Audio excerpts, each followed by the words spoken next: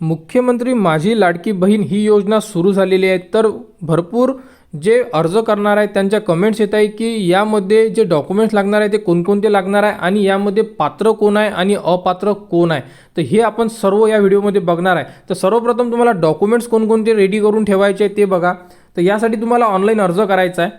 अर्ज कुठं करायचा? अंगणवाडी सेविका तिथे तुम्ही अर्ज करू शकता, पण अजूनपर्यंत अर्ज सुरू झालेले नाही आहे।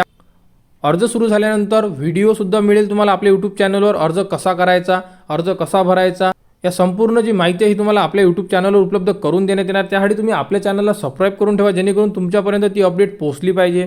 त्यानंतर सर्वप्रथम लागणार आहे लाभार्थ्याचे आधार कार्ड, त्यानंतर महाराष्ट्र राज्याचे अधिवास प्रमाणपत्र किंवा तुम्हाला जन्माचा दाखला। तर तुमच्याकडे हे डॉक्युमेंट नसेल तर तुमच्याकडे वेळ आहे, तुम्ही डॉक्युमेंट रेडी करून ठेवा। अधिवास प्रमाणपत्र म्हणजे डोमेसाईल सर्टिफिकेट आणि जन्माचा दाखला यापैकी एक सर्टिफिकेट तुम्हाला लागणार आहे। त्यानंतर तुम्हाला तहसीलदाराचा 2.5 लाखाच्या आतमधला उत्पन्नाचा दाखला लागणार आहे। त्यानंतर तुमचे बँक खाते लागणार आहे। त्यानंतर पासपोर्ट आकाराचा फोटो म्हणजे तुमचा पासपोर्ट फोटो, त्यानंतर रॅशन कार्ड लागणार आहे आणि त्यानंतर तुम्हाला आधार कार्ड हे तुमच्या बँकेसोबत लिंक आहे का हे तुम्हाला चेक करणं गरजेचं आहे, कारण तुमचं लिंक असेल तरच तुमच्या खात्यावर पैसे येणार। जर तुमचे आधार कार्ड तुमच्या बँक खात्याशी लिंक नसेल तर तुम्हाला हे पैसे तुमच्या अकाउंटला येणार नाही आहे। तर अशा प्रकारे 7 ते 8 डॉक्युमेंट्स तुम्हाला रेडी करून ठेवायचे आहे। अर्ज सुरू झाल्यानंतर तुम्हाला हे डॉक्युमेंट्स लागणारच आहे। तर या योजनेमध्ये पात्र कोण राहणार आहे बघा, 21 ते 60 या वर्ष वयोगटातील विवाहित, विधवा, घटस्फोटित, परित्यक्त्या आणि निराधार महिला हे यासाठी इलिजिबल राहणार आहे।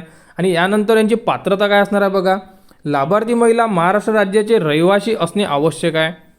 राज्यातील विवाहित, विधवा, घटस्फोटित, परित्यक्त्या आणि निराधार महिला यासाठी फॉर्म भरू शकतात व किमान वयाची 21 वर्षे पूर्ण केली व कमाल 60 वर्षे पूर्ण होईपर्यंत म्हणजे 21 ते 60 या वयोगटातील महिला यासाठी इलिजिबल आहे। सदर योजनेअंतर्गत लाभ घेण्यासाठी अर्ज करणाऱ्या लाभार्थ्यांनी बँक खाते असणे आवश्यक राहणार आहे आणि कुटुंबाचे वार्षिक उत्पन्न 2.5 लाखापेक्षा जास्त नसावे। तर जेवढ्या या गोष्टी सांगितलेल्या ह्या जर तुमच्याकडे असेल आणि तुम्ही यामध्ये बसत असाल तर तुम्ही यासाठी पात्र आहात।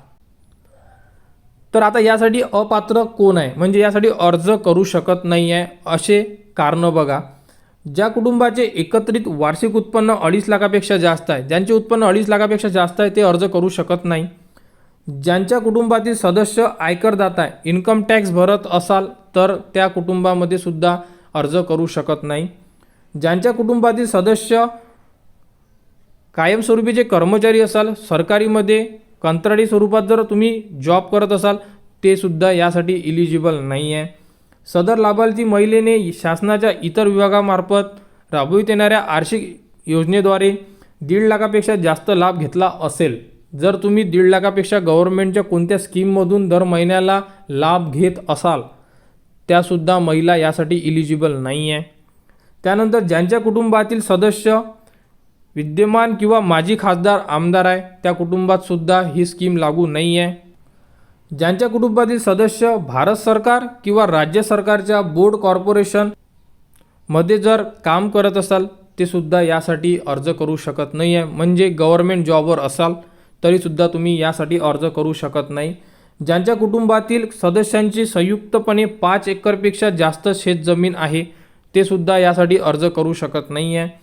ज्यांच्याकडे 4 चाकी वाहने आहे, ट्रॅक्टर वगळून म्हणजे शेतकऱ्याकडे ट्रॅक्टर आहे ते यामध्ये पकडण्यात येणार नाही आहे। ट्रॅक्टर सोडून जर तुमच्याकडे 4 व्हीलर असेल ते सुद्धा यासाठी फॉर्म भरू शकत नाही आहे, ते सुद्धा यासाठी इलिजिबल नाही आहे। आणि अर्ज करायच्या अगोदर तुम्ही पात्रता आणि अपात्रता चेक करणे आणि त्यानंतरच तुम्ही अर्ज करू शकता। तुमचे अर्ज अप्रूव्ह होणार नाही आहे कारण तुम्ही जर यामध्ये अपात्रता या यादीमध्ये जर असाल तर अशा प्रकारे डॉक्युमेंट्स पात्र कोण आहे अपात्र कोण आहे सर्व गोष्टी आपण या व्हिडिओमध्ये बघितलेल्या आहे। तर आता अर्ज सुरू झाल्यानंतर अर्ज कसा करायचा याचा व्हिडिओसुद्धा तुम्हाला आपल्या यूट्यूब चॅनलवर उपलब्ध करून देण्यात येणार आहे। त्यासाठी आपल्या चॅनलला सबस्क्राईब करा व हा व्हिडिओ इतरांपर्यंत शेअर करा।